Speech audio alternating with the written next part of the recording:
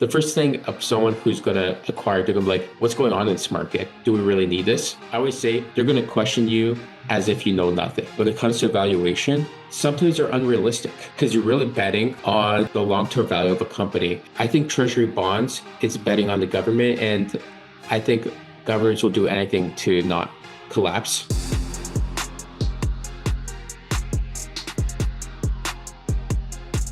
I got a question for you. Do you remember the dot-com bust?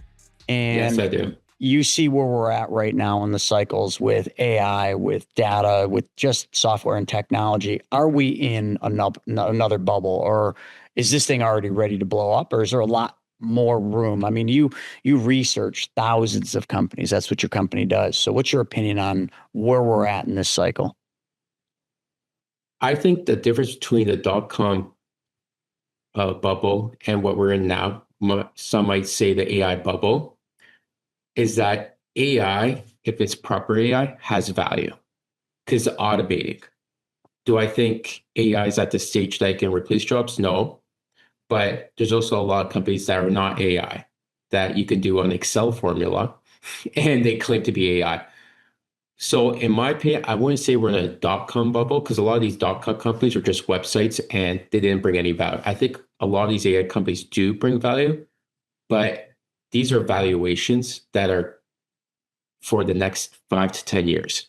You're not looking at the financial principles right now that some would say like the Warren Buffett way that you're valuing companies. So I think that's the difference. And I think the valuations are very astronomical.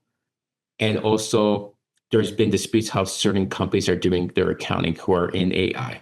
Let's talk about that for a little bit. Like, it's no secret to the public that a lot of these companies, like their fundamentals, we'll go back to the Warren Buffett fundamentals, like they make no sense. There's really no fundamentals that make sense of any of these companies because how they're valuing these companies is really just creative financing or creative bookkeeping, if you will. And you just mentioned that. Can we just dive, as someone that does the analyst and, the research on these companies, like how are they valuing like the AI components or the data components in these companies to make them so astronomically large? And then, sorry, one more caveat.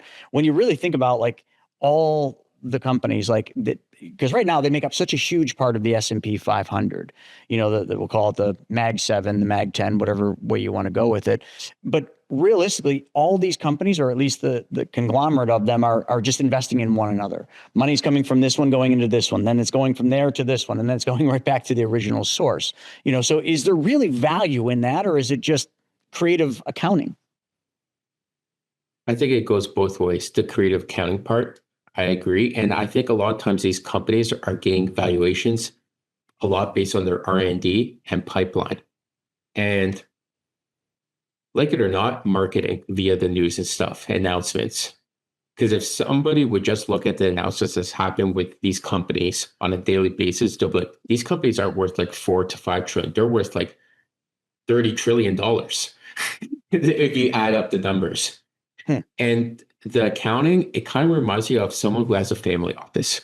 Usually with a family office, they have one company that deals with the legal, the accounting, the investing company, or they deal with, it could be a philanthropy stuff and the money circling around so they could keep the wealth. And I feel that you are correct in a way that you're saying it's just helping each other out, it seems like, buddy to buddy. And I think at certain points, there's going to be a hard audit on these companies. And we see it being called out lately. We hear about companies that say, I invest in your company that deals with AI, but you buy my products and say it's revenue. So it's just money going back and forth. Yeah. And I think there's always going to be nice ways to do accounting. And a little bit of background, I did accounting in university. So I know how sometimes accounting can be manipulated, and they make things complicated for a reason.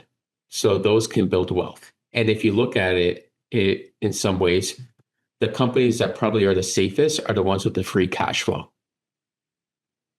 Define that, like explain free cash flow, because as soon as you said that, that's everybody's ears perk up. So explain free cash flow. Free cash flow is cash that company actually has in a bank account that they can spend in simplest terms. And I think a lot of and let's look back to Amazon. It wasn't operating in a profit back in the early 2000s, who remember, but it had such a big valuation.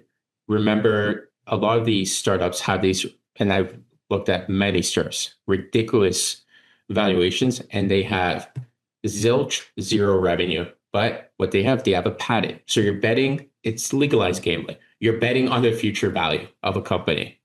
And it keeps on growing. And I think a lot of these companies that are AI, they are betting on their future value or just the idea. Or if it's pre-IPO, they're betting on the management team. For example, we heard about former OpenAI employees opening companies, and they're getting billions of dollars. They don't have a product yet, but they're betting on the management team's experience and expertise and the idea. And they probably want to get in early so they can get a high ROI. And it's debatable. Some investors will probably I like to go the safest route. I want to deal with cash flow companies. It could be concrete, it could be utensils, whatever. I know what's coming. I'm not betting on the future value. I see what their pipeline is. I see their cash flow. I'm fine with that. And AI, I think, and I would say the internet as a whole with technology has changed how to invest in companies, in my opinion. No, it's a good. I'm just letting that sink in. I mean, I'm reading this book, Empire of AI. It talks a lot about Sam Altman. Back when OpenAI was really just a nonprofit, and just their views, and also as they grew, and Sam's leadership. Now, a lot of what happens, and I don't know how many people know this, but Sam Altman, invested in a lot of these startups, and these startups have gone massive. I mean, Stripe, and there's a whole bunch of them. These are all part of these little incubators that Sam and his investment firm with his brother started. And it's pretty interesting when you really dive into it and you look at the influence that just a few people in this space have. I mean, namely, we'll just mention Sam and we'll mention Elon Musk, for those of you that were wondering, but that I think you knew that. Like these two individuals that just have such massive influence that when they invest in something or when they say something almost, and it goes into the news, like everybody clamors to that company, whether that company is a good company or not, they just by sheer association, these companies have these massive valuations. And it's not even just the valuations. These companies are able to raise, like you mentioned, billions of dollars, like pretty much overnight. Like you mentioned with the, OpenAI's employees going off and starting these companies, they literally, I feel like they snapped their fingers and they got billions of dollars. Or is it just Sam's company and investment companies and the incubators investing in them? You think it's outside money or more internal monies just kind of rotating through these different companies? Well, I think a lot of time when someone has an incubator or a fund, they're getting money from pension funds, family offices, or it can be certain public endowments. It could be, say, Michigan State University endowments or Harvard endowments. So when you say also like where the money trail's going, I do think there's a lot of companies that are investing into implementing AI. I hear it all the time. But do they really need AI? Do they know how to use AI? Not really. And sometimes they're like, hey, we need to bring up the valuation of the companies.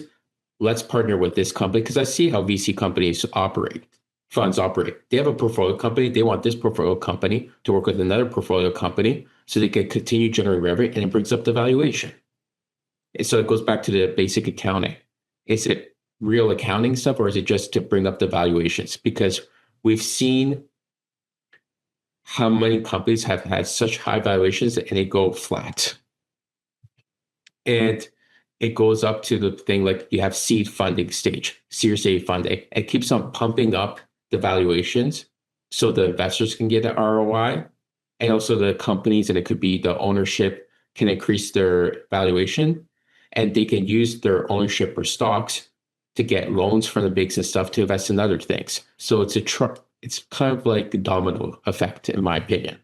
And I think a lot of the investors who do quite successful, either they take the route of taking the huge bets when they invest in 20 companies with ridiculous valuations and hope one of them succeeds so they get that 10x return. Mm-hmm.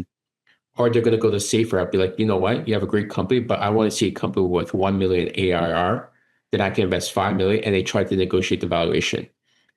And I believe this one person, he was a pretty noble individual. I won't mention the name out of respect, but he said to me very openly, Daniel, if you're going to build a company, you have to be willing to work with the big guys. Don't try to compete. You're not going to win. And he says a lot of startups make that mistake. And I think the ones who who think about working with the big companies, such as say OpenAI, working with Microsoft and et cetera, I think if they try to compete with those big guys, they wouldn't be as successful. They wouldn't get the funding, et cetera. And I think that's why they were able to be successful. Yeah, and that book talks a lot about that. They had a lot of issues with Microsoft in those early days when they were trying to oust Sam from OpenAI, and Microsoft was literally the big stick in the room. So if they were trying to compete against Microsoft, which would have been a very easy, compelling story for OpenAI and Microsoft to compete, because really they didn't. They worked together, and to both of their benefits has played out quite well. No, I agree. And like I said, my belief, I think the internet and technology has changed how companies are being valued. And you see a lot of times these companies, they have their valuation is 200x their earnings, EBITDA and stuff. And then they're like, wow, this looks amazing. And you hear people like Michael Burry, who is calling out a few companies with the AI and stuff. And the world's changed how we value and I think you have to look at, is this company going to be in existence to 5 to 10 years? Should I invest in it? If not, then it's probably just a bubble. It's a fake and you won't get a return on the investment with dealing with such a company. Now, let's just talk a little bit about your company. I mean, you've done a lot of things. Before we went live, we were talking a little bit about where you used to live, which was Canada, not far from where I'm at. You were in the small little beautiful area called Oakville. And then from there, you went to Croatia, and we were sharing some stories. So you've kind of seen some of this stuff happen, and you've gone through the 2008 recession. So talk a little bit about your company, CoRes. Like, what does that name come from? Because that's not typical.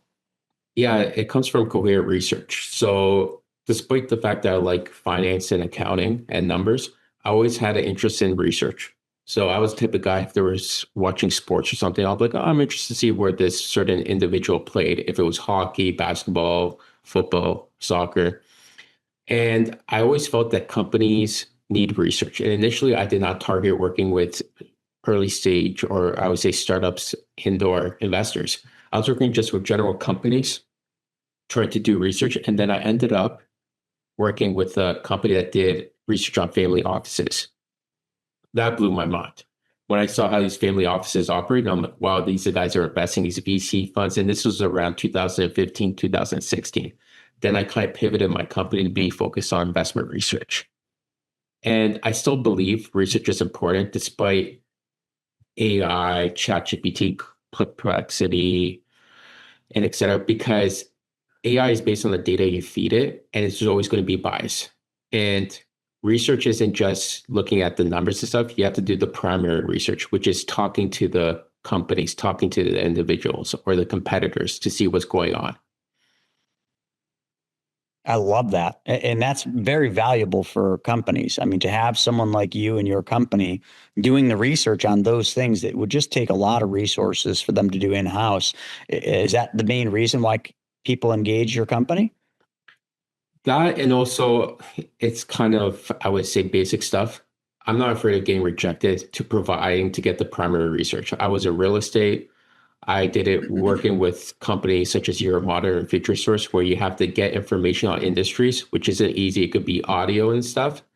And you just have to find ways to get these participants to want to do research and give you information. It could be, hey, I'll give you guys a sample of the summary of this research, because I would say most relationships are transactional. So you have to offer them something to give you this important information, because they know that you're going to make money off of it. And they're like, why would I give it to you? Nothing's free, in my opinion. No, I agree with that 100%. And, with that whole take, when you look at everything going on. And, I can't call myself an economist, but I've been in this industry, the finance industry, for 22 years, and I've seen a lot of things, see a lot of things now. But I follow cycles. I really watch economic trends and where we're at, and I've never been so confused in all my professional career on just kind of trying to figure out, and I know you can't time the markets, but like just trying to figure out where are we right now. And then the big things I look at is like the Warren Buffetts. Warren, right now is sitting on just hordes of cash and makes it very public. You kind of see what he's doing, and he's a fundamental guy. So he's looking at fundamentals, and he's not taking any big bets on anything right now. He's sitting there waiting, which to me signals he knows something we need to learn about. And that is, we're at the end of a cycle, and a recession, is a word that comes up often, but a lot of people shun it off because we've been in the longest bull run in history. So people just don't, I think there's just inherently a lot of people that don't really think we're going to go into a recession, that they almost think that it can't happen. Now, I know the administration here, Trump, is really juicing things, which is traditionally common for administrations to try to keep the economies propped up, and he's doing a lot of things through that. But like, in your opinion, from a research standpoint, when you're looking at this, talking to competing companies, in the ecosystem of AI, data, software, which is really what's driving the markets right now, what do you see from an overall, we could call it a macro view, we could even get into the micro, but what do you see coming in 2026 or 2027? No, great question. And I would have to go back to 2008. And it goes back to when the recession started then. And I thought around 2015, 16, we'll go through a recession, hence corporate debt. And we didn't. And I was quite shocked. I'm like, well, man, maybe I should invest in the companies back then. Because like, no, they're going to drop, and it won't be. I'm like, man, only if I was more optimistic, as they say. That makes two of us right there on that one. And I think we still haven't resolved the financial issues from COVID. Never mind this data, AI software. And I think we're going to go through a recession. We have to in 2006. I see it in the real estate market, hence in Canada, what's going on. I think they're already in a recession, in my opinion. I think real estate is in like a deep freeze, recession-ish environment right now. Totally locked up. And I think inflation has hurt a lot of people. And we see with, I would say, post-baby boomers, it's a lot harder to just function as a family financially. And I think the value of saying a job, so a lot of people, some would say they have a good paying job, but they have to work another job just to make ends meet. So I definitely think there's going to be a recession. I think with data and software companies and stuff, it's not good because if there's a recession, if people are going to lose jobs, it's going to affect everyone. It can't be just one person like king of the hill. Like we don't live in that type of world. Mm-hmm. So I definitely think there's going to be a recession. I think companies are going to get devalued. And I think stock, but when, maybe it won't be dramatic right away, but it will be slower. And I kind think of almost like a dot-com recession where it was a longer, prolonged recession, more so where 2008, the Great Recession, was just boom, vanished. I think so, but I think governments cannot afford to have their citizens suffer. So they'll try to implement some packages and stuff. And it could end up with devaluing the currencies and et cetera. But I think that's going to happen because 2008, I was surprised how quickly it was resolved, to be very open, because I think realistically, it was just pumped with more money being put in the economy. That's all they seem to do. And same thing with, COVID, during that, same thing, it's just all they did is just turned on the printing press, devalued the dollar or world currency. Really, you could look at it from that standpoint. And here we are, you're just fueling the bubble. The bubble hasn't really popped yet. Although, some would say it did, it did not. It just was further inflated. That's my opinion. Like, I think we're in for a doozy, but I do agree with you. It's not going to be, the massive hit like the Great Recession was. I think it's going to be a longer, prolonged recession. And I think those they go into this period of time prepared. And you mentioned a lot about cash on the balance sheet, right? Like Warren Buffett-ish. Any company that goes into this flushed with cash wins the game, because thou with the cash is going to win here. Thou that has invested everything, in the hopes of further growth, and that the gravy train is going to continue. They're going to be done. They're going to get acquired. Is that what you're seeing? I agree. I think companies that have some value but do not have the cash to continue to operate or to grow, they'll get acquired by these big companies, and these big companies are going to continue to get bigger. And I saw it when tracking, and I still see it when tracking investments and acquisitions. It's these big companies acquiring Meta, Amazon, Microsoft. And I think someone who wants to see what a lot of these big companies are doing, just look at their acquisitions. And they've been able to grow and keep on being strong. Let's take, for example, Meta. It was known just for Facebook. Then it got Instagram, which probably kept it keep on going. Then it got WhatsApp. Now it's got Scale AI. It'll be interesting to see what it'll do with Scale AI, and that they're pushing this big, let's just say, AI super team. But they're constantly acquiring companies. And because they can't organically grow much more than they did. And I was having this discussion with my executive team today. I'm like, every company will hit a point where organically growth slows. It has to. And then at that point, you either have to open new divisions or acquire to grow. And a lot of these companies, that's where they're at. Maybe not OpenAI or NVIDIA, but like definitely Facebook. I'm glad you brought them up. They have to acquire to grow. I agree. And I say that's good leadership and good strategy. People may not agree, but it started as Facebook, a social network. And they were able to deal with communications with WhatsApp, and they're able to integrate Facebook, Instagram, all their, I would say, products amongst each other, and would just continue to make it grow. And some might not agree with this, some would, but I think it was good leadership decisions and strategy, because many people, I don't think, would think it probably could have ended up like MySpace or Friendstar if it didn't. It probably would. Good point. Good point. And I know MySpace. I loved MySpace. What was his name? Tom? Or Tom. Quote unquote, the famous Tom. And then one day it was just gone. Yeah. And I agree with you. And I think I'll take, for example, BlackBerry. I love the BlackBerry cell phone. It's still my favorite. Maybe I'm a bit sentimental. It's not because I'm Canadian that I just like it. I was just going to say, it might be a little bit because you're Canadian. But it's also because, it's just so easy to type in stuff and whatever. And I got the last one, I think it was Key 2, and it ended in like 2021. I'm like, great, I got to get a new phone. Then I'll switch to iPhone or whatever. But I think they didn't innovate with times of having touchscreen. And then when they tried to, because they had the BBM marketplace, which is like the Apple store way. They had like the BBM, they had a whole thing, but it just didn't innovate with the time. And they were just focused on the enterprise sector, not on also the consumer sector. And I believe you have to be willing to innovate. And I've seen it by many individuals who are quite successful. They say you always have to learn.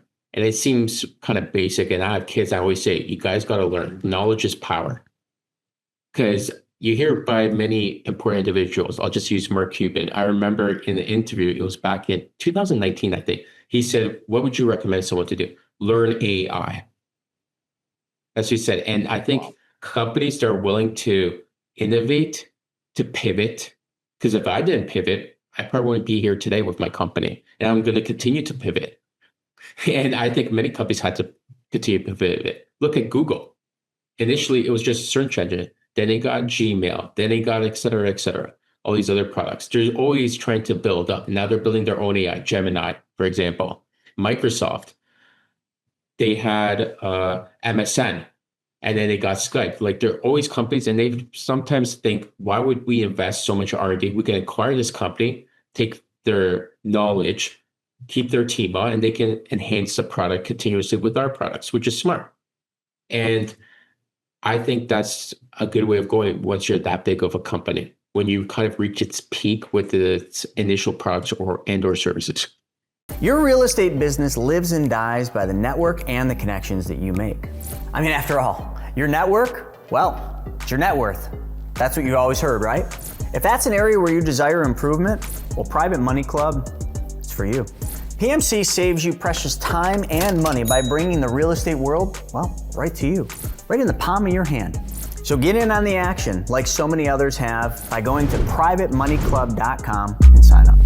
Great. I want to pivot this conversation to two things.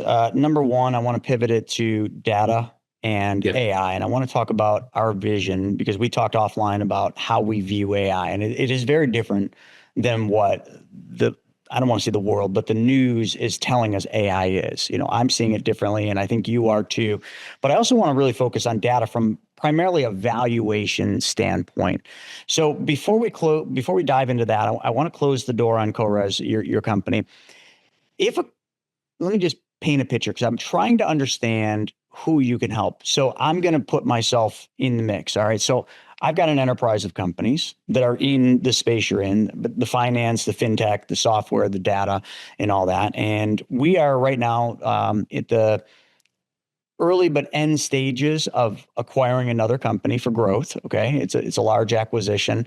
And then once we get the acquisition underway, we're going to embark on about a $2 million build of workflow. We've already began this process and hiring the internal teams to redesign all of our workflows around this acquisition and around our other enterprise companies to integrate them all, but also then add AI, more specifically agentic AI.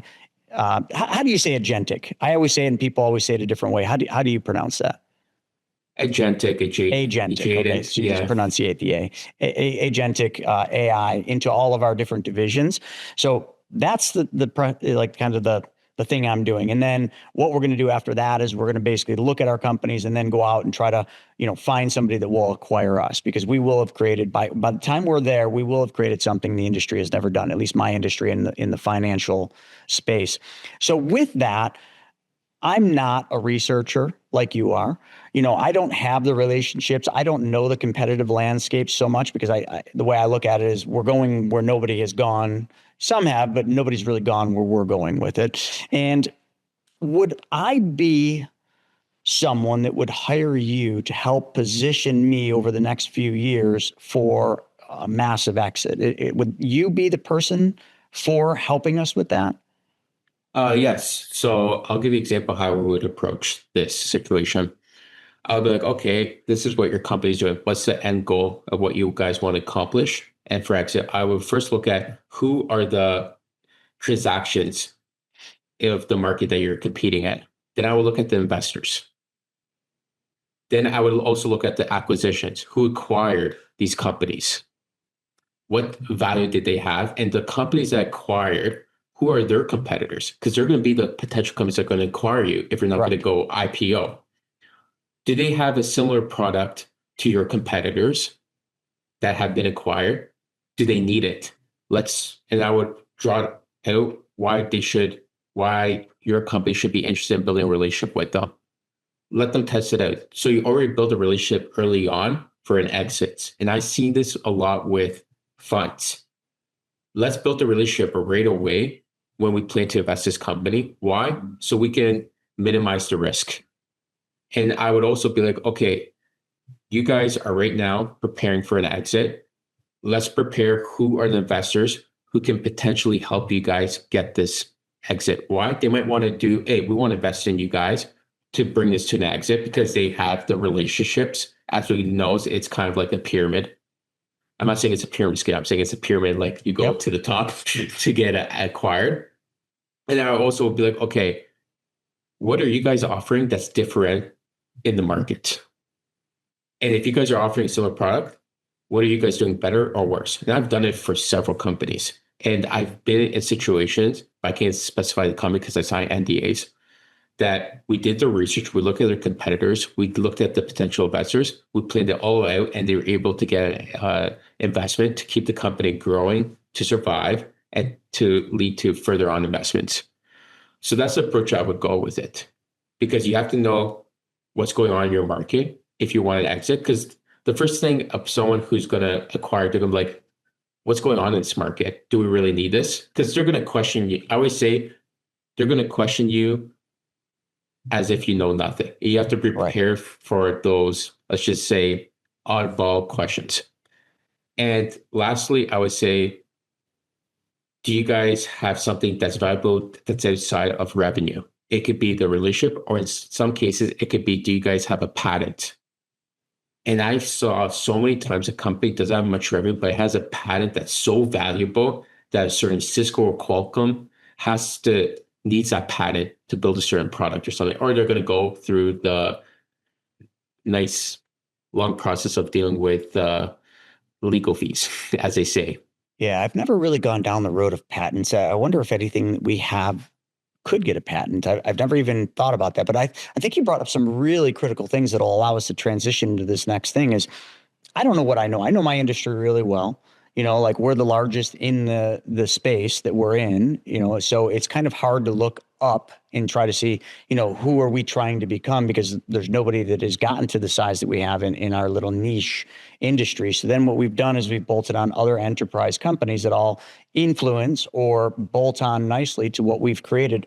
But the thing where I am really struggling, and I'm glad I asked that question to you, because where I'm really struggling is I know how to value a company, but the traditional way, right? In my space, it's, multiples of EBITDA, maybe some valuations on, the bonus structures of income levels and different things like that. But that's like your old way. But I was working with this gentleman back a while ago who is in the space and wanted to kind of join us, which we weren't able to put a deal together. Just wasn't ready to give up equity to the person, but nonetheless. And they were saying, your true value isn't just the enterprise value and the EBITDA, it's the data, because we just have such a large community and we have very, very unique data on the finance space, which is from what I was told, incredibly valuable. But like, how do you value that? And then I know AI, we'll call it a buzzword, and we're going to get into AI because I want to talk first person and then talk about how you view AI and how it's being used in today's world, and how I think a lot of companies are making some mistakes using it the way they are. But AI is just that one thing that we're going deep. I mean, we're investing heavily in implementing and integrating, which is a key word, AI, custom built and also some just, third party into our operations, but we're not doing it to replace people. And I keep telling my team this, you're not being replaced by AI. What AI is doing is coming in to support you. AI is coming in to take away your busy work. AI is going to basically help us from a compliance and ethics, and also just an efficiency standpoint. Your job will be solely focused on going out and building relationships, where AI will do a lot of the time-sucking activities that you used to do that took you away from being in that relationship position. That's how I'm using AI. And we're using it incredibly strategic to condense time. An average sales cycle for us, we'll just talk, call wise, is 2 calls, before we begin the process, for about a 40 to 90 day sales cycle till we actually get paid. But that 2 appointment set, start can be done in one 45-minute call. If AI is on every call, and we call our AI avatar as Walter, and Walter's on every call. Walter just basically listens to the call, takes the data from the call, puts it in the CRM. The CRM then populates fields into a fintech software we created called the Vault, and it's real time putting that data into the CRM, which is then building a staging account in this fintech, which is there to solve the client's problem. So as the client and the mentor are talking, they are literally building this solution for the client, real time, behind the scenes. And then actually AI, I don't know when this will happen, probably 8 months to 12 months from now, AI will then begin actually building the plan designs with the carriers that we work with, and then integrating them back into the fintech, so that in a 45-minute call at the end, you can show the client real time, this is your problem you brought to us, this is the solution using our strategies, and this is what it will do for you. All in one call, which right now can take 2 to 3 calls. So that's how I'm using AI. Sorry, I went long-winded with that, but it's just sometimes easier to speak first person. How do you then take what I just described, the data that we have from tens of thousands of clients, and all the data that they have, which is proprietary to us, package that into an enterprise value and bring that to market? Like, how much? What do you weight? It's easy to weight the EBITDA. But like, how do you put value on data and AI and all those other things I mentioned? So it's a good question. I hear a lot how you value a company. And this one person said it the best to me. It's what someone's willing to pay. Plain simple. And this Well said. Yeah, you're right. and I think it goes various methods. It could be in terms of cap table, what the company was valued at a certain point, what products did it have, what was the revenue, and what it was in each subsequent funding round, and then see what the growth is. And then they can do it that way, multiplication. Another way was what's the company doing in terms of revenue compared to its competitors, and what was the recent funding value of that certain company in terms of valuation. That's one way. And sometimes it could just be like, you know what? I need to acquire this company right away. Like Instagram was acquired for like I think 1 billion. And it was barely surviving because they needed to get more servers. So it's kind of like, well, it goes back to what's companies willing to pay. But I think with the data, it's also going to be asked what it can be used for.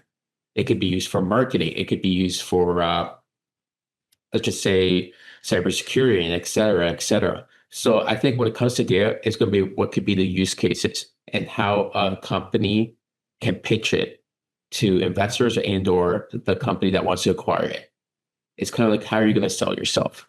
Because Do you help companies put that storyboard together? I have had, because sometimes they're like, hey, we have this data. It could be real estate data. Then we could be, oh, we could sell it for insurance. We could sell it to companies that are dealing with, it could be also marketing. It could be for, let's say, cleaning service, and et cetera, et cetera. So it could be used to eliminate doing the scrapping work for companies to do business development and sales. So I think a lot of time data can be used for sales, or it could be used to train information. I don't know if you heard about this, but I think it was Alexis Ohanian from Reddit, one of the founders of Reddit, and he said that OpenAI used their data to train it. Interesting. Yeah, so that data was so valuable when you think of it, and it could be used to train certain AI or certain, let's just say, other software to get to a certain level.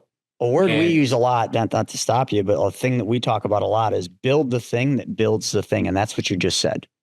Yep. I think that's fascinating. Exactly. And it kind of goes back to what Jeff Bezos said. Data is the new oil. And why are these social media companies or X or Twitter so valuable? It's not because of their revenue. It's because of the data. The human population is giving it free, valuable product when you give your information and stuff.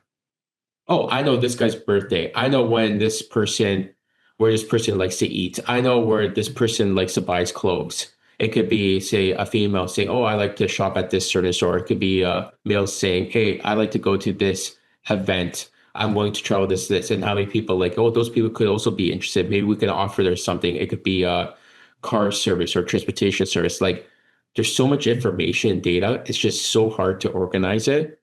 And as an investment researcher, I say to everyone around me, I can work 24 hours a day and I still won't get as much done as I want to because there's just so much information. And that's what AI, I think, is good about. It can eliminate the bot work. But one thing I do agree with what you said, when it comes to valuation, sometimes they're unrealistic because you're really betting on the long-term value of a company. And what are you going to do if a new competitor just slaps across the face? Take, for example, I use Ask Jeeves, Yahoo. And then what came along? Google. Boom. I remember that. It was just almost like, it was like someone snapped their fingers and everybody was using Google, and Yahoo was like, really, you're still using that? But it happened so rapidly. I never really thought about how that happened like that. Must have been data, right? Data, and they made it simple, easy to use. I can't believe it how many times I've heard it. Make it so easy to use. And I don't know if you saw the movie Margin Call. Of course. Do you remember, I forget the actor, he's a popular actor. Someone's going to probably call me out on it. But he said, talk to me like you would to a 5-year-old or something. When the guy was explaining a bit the big issues with the fund. I think it was Zachary Quinto. the actor who played like the guy who was a rocket scientist. Oh yeah. There was a And lot he of said, there's a lot of rock star actors in that movie. and they had that big board meeting. He's like, explain to me, like to a dog or something like that. I'm paraphrasing something, but it kind of makes sense. Make it simple so I can understand it. I don't need nice, beautiful Oxford English. Keep it simple. And I think that's one thing that Google did, for example. They made it so easy. Search, you didn't get so many ads and stuff blaring in your face. And I think Ask Jeeves kind of did it, but maybe it just didn't have the right marketing to it. And I think you got to go with the gut. You got to go with the management team too. Can it deals with stress? Is it going to cost you with PR? Do they have something that's innovative? Is it going to change the market? Because a lot of times I hear, what are you innovating in the market that's not already there? What's your target? How big is the market you're in? And those are so many factors in, but a lot of times you're just going with your gut, I think. You can have all the right data and stuff, but there's so many companies that are valued so high and they failed. Who would have thought MySpace compared to Facebook, that MySpace would be kicked out? It had so many interesting parts. It had the music, it had the audio and everything. I used to love it. I thought it was a great platform. Yeah, I used the crap out of it. And then one day it was like, oh, we're now using Facebook. Exactly. So there's so many methods how you do valuation. I heard people ask me, how do you do valuation on a company that has no revenue? Well, you got to look at it, or you're betting on a founder. You're betting on the management team in the beginning. Are they a serial entrepreneur? In other words, have they had other companies in the past? Or is this the first time that they're a founder? And who's around them, who's advising them, and et cetera. So there's so many factors in there. And sometimes I always say, what is your scorecard in valuing a company, or what's the funnel process that you go to decide if you want to invest in a company or not? And I think, long story short, if you're going to look for an investment, you have to make sure if the investors, or if you're going to get acquired, if they like you. Because at the end of the day, it's kind of like when you're back in school, you play with kids that you like. You're not going to play with someone that you don't like. Yeah, good point. And I want to move to AI now, but before we close down this discussion, one thing you'd mentioned, it got me thinking, like we have one of our companies that is, when we're going through the regulatory of trying to figure out how to do it, because when I thought of this idea for this company, it was almost 5 years to the day. And I'm like, why doesn't this exist? Because it was such a logical solution to a problem that so many people had. And I'm like, I can't believe this solution doesn't exist. And I went online trying to find people and companies that were doing it and doing, my surface level sniff test. And I couldn't find a single company that matched what I wanted to build, which was simply just a dating site for money. And then I got into it and I rushed right in. I'm like, oh my God, I got a great idea. It's a huge problem that we're going to solve. And the bigger the problem, the more money it's going to be worth. It's going to be a SaaS. It's going to do all these things. And as soon as I got started, then somebody, I don't remember who, was like, hey, have you had your SEC attorney look at the different regulatory? And I'm like, yeah, we did like a little bit, but they're like, no, like on this. And I'm like, no, let me ask. And I asked, and all of a sudden I'm like, whoa, we can't do this in 16 states. And they were big states. And then finding the navigation of like how to get it so that it could be the 16 states. And I'll never forget that defining moment. We were going week over week with calls with SEC attorneys and a very powerful SEC firm to try to figure out like, how do we do this? And they came to the solution, like, I was so excited, like, you figured it out. Yes. And the solution was, Chris, you got to make the whole platform free. And I remember thinking, okay, you just shut the doors. You literally just bankrupt us because I can't make this whole thing free. And then I wrapped my head around it, the executive team, and that was the solution. And then I started like going back to like Facebook, right? Remember in the beginning of Facebook, Zuckerberg, it was totally free and it still is. And he kept saying, we can't make this not cool. Because remember, his partner wanted to do ads and all this stuff, which was going to make it like Yahoo, and it's not going to be cool. And look at it now. But like, how many years did Facebook? How many years did Instagram? How many years did Airbnb or Uber or any of these companies operate in the red to get where they're at? But they were collecting massive amounts of data. And that's the thing that like I try to stay focused on. It's hard because you got to take on debt to grow because you have, you're kind of revenue flat, but you're building toward having the data, which then can be monetized. Like, what is your thought on that? And then we'll move to AI to close this thing down. I think it's smart because they're collecting data. Airbnb, all these companies, they did collect the data, and that was their pitch. They're like, yeah, we don't have this, but look at all this valuable information we have. Because it couldn't be like, oh, people want to get together. And I think they used it for marketing and stuff when we heard about what's going on. Then they have the privacy stuff and et cetera. But they use that data to also be like, hey, you guys want to advertise with us? We have the right tools to make you advertise so you get your target market. So they're constantly building, and they were onto something that would last for the next 10 years. And it kind of goes back to the thing, patience is a virtue. So they were patient to build something long term. And it goes back to even, let's just say, the automobile sector. Look at Tesla.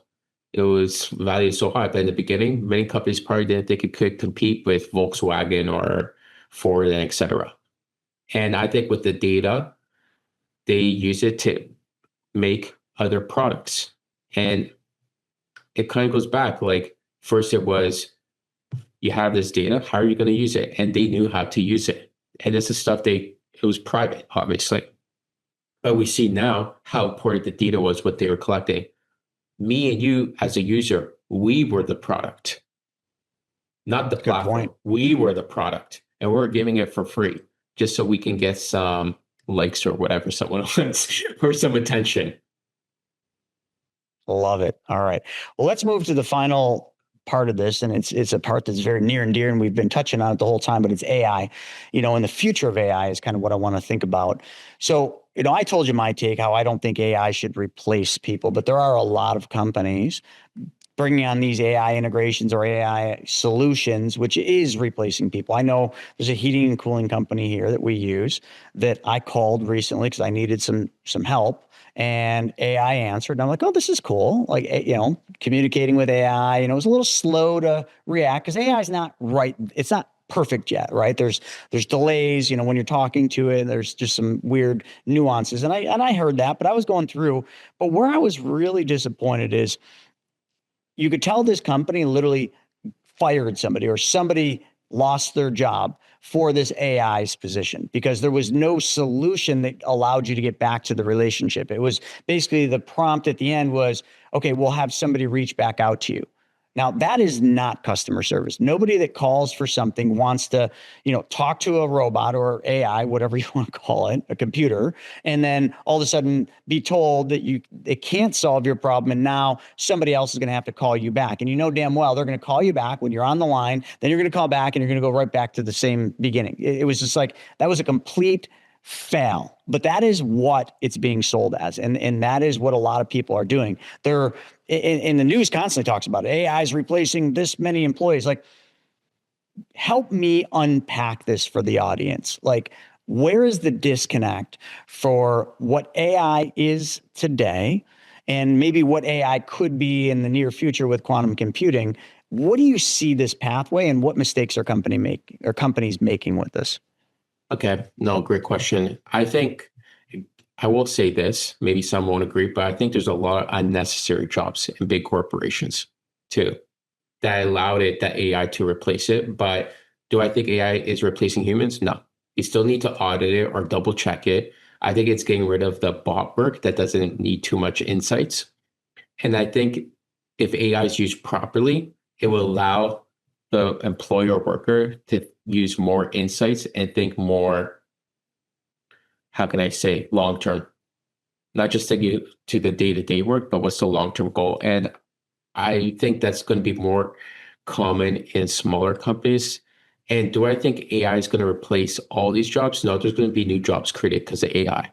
There's going to be something deal with the robots who's going to be maintenance or a repair person for robots who's going to, et cetera, right? I don't think today we're at the AI that they're saying, oh, it's replacing humans. No, I think we're at the augmented AI stage, which means it still needs human interaction to function properly. And there's human bias. For example, you're from Buffalo. You could say, you could create an AI. What's the best place to live? Buffalo. Why? Nicest people.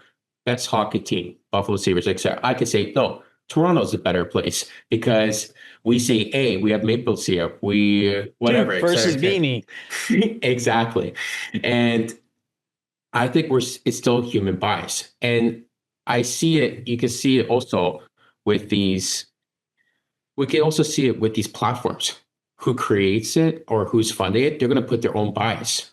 They're going to promote what they want to promote. They're going to promote what political stuff. They're going to promote what products they want because they have a cousin or someone that's has a company. They're going to want to push it more. Let's be honest, it's human nature. You want your neighbor to be more successful than Tim from, they could be from Wichita, for example, or whatever, if you know.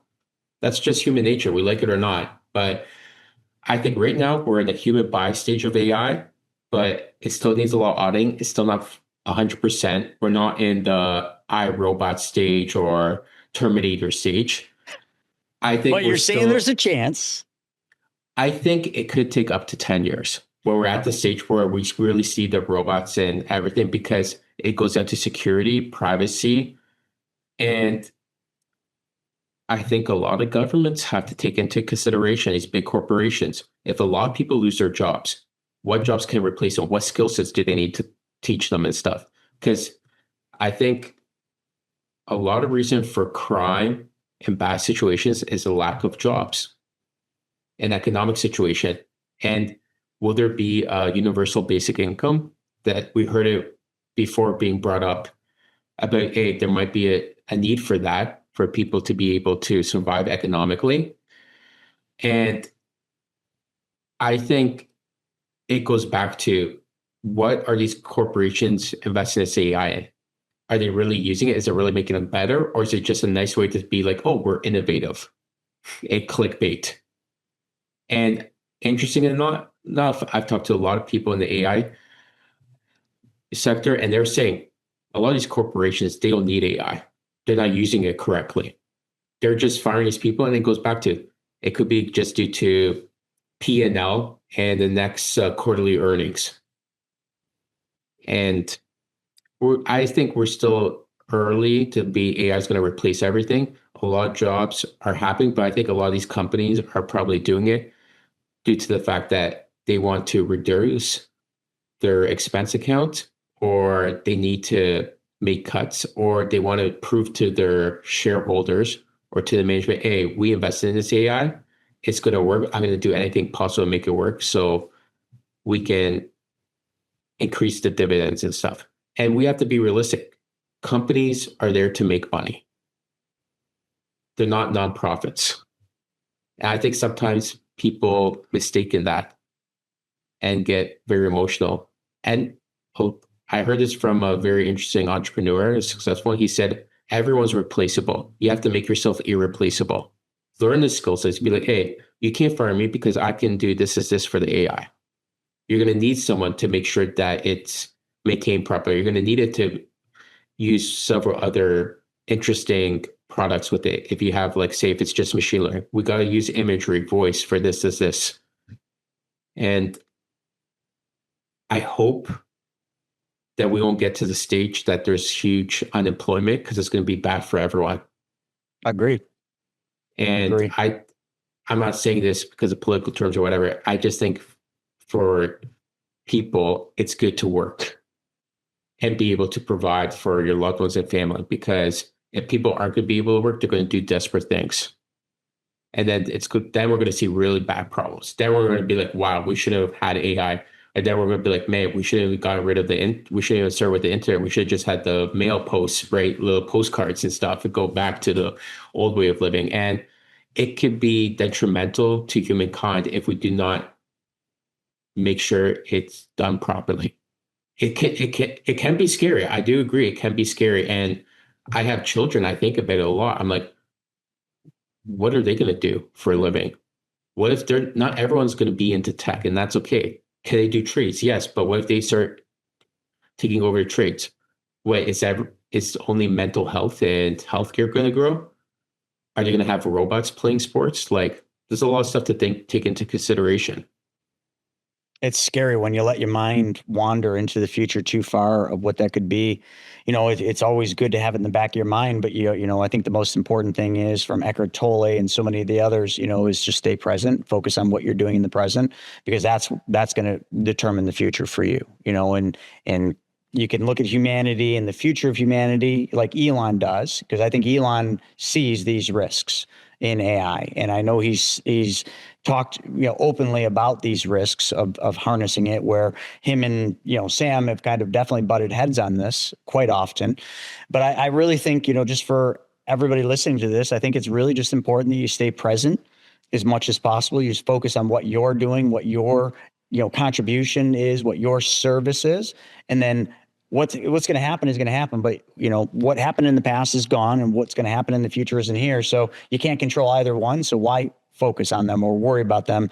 You can totally control what's happening now. And I'm so thankful that all of you are here listening to this podcast and this episode, because it's been a really, really enlightening episode of just discussion, really. And the final thing I want to ask you, and this is kind of just a Hail Mary, if you will, but for everybody listening here, they're thinking, okay, I don't know how to invest, for the future. You're talking recession is definitely imminent. We just don't know when. What would you suggest most people do? Do you think the Warren Buffett approach is a smart approach? Sit on cash while you're getting paid for cash. Because right now, cash is actually, you're getting a pretty fair return on cash. High yield savings, T-bills, treasuries. I mean, they're all paying quite well in this environment. Or do you continue to push deep into, the unknown in these investments, which, yes, have major upside, but all things go out, or when the tide goes out, all things go out with the tide, and you see who's swimming naked. But anyway, what is your take on that? No, that's a great question. In my opinion, I wouldn't recommend someone to invest if they can't cover their expenses with salary first. So it depends on their income level. But I would say cash, the value of cash keeps on decreasing compared to inflation and what it was. But I think treasury bonds, it's betting on the government. And I think governments will do anything to not collapse. So that's a pretty safe bet. I think it's important to invest in necessities. We're always going to eat. We're always going to need water. So those type of companies are good to invest in. And energy, I think we're consuming more energy than ever. And I would say if you're going to invest in a company, I think it's good to diversify.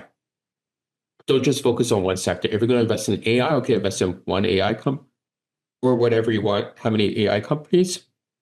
But also invest in companies that are they can be with cement production, or they can be with agriculture, et cetera. Because you don't want to be just focused on one sector if you're going to invest. I think companies that are healthy, that have long-term value, will still succeed. They will get over the recessions and stuff, just like they did in 2008. And you hear a lot of times, I think Warren Buffett said, you have to be patient. You have to think long-term. And I think even the companies that are the big ones today, those were long-term companies. They weren't like overnight, or was it just a few years that they just became successful? Wow. It's a lot to think about, folks. So take everything you heard in this episode, especially what he just said, and really apply that to your life. Apply that to what you're doing with your money, and look at yourself in the mirror and decide what's the best path for you, for your family, and for the next generation. With that being said, Daniel, if people want to work with your company, like I'm definitely one of them, like how would they go about researching that? Did you just set up a call? Like what would be the call to action for them? They could just reach out. They could check out the company website. And also I have a pretty unique name and last name on LinkedIn. So they can reach out to me. I'm quite responsive. I think anyone who's an entrepreneur or in business, they know you have to be responsive. And or they can also check out my personal website at danielnikic.com, where you can see all the stuff that I'm doing, give you a little bit of background on what I do. And that's N-I-K-I-C, if you were wondering, Daniel, Nikic.com.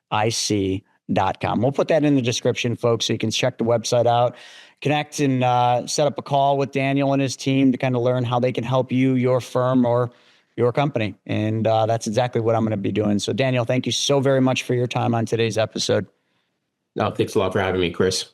All right, folks. Thanks for joining us for this episode of Money School Elite. We will see you on the next one.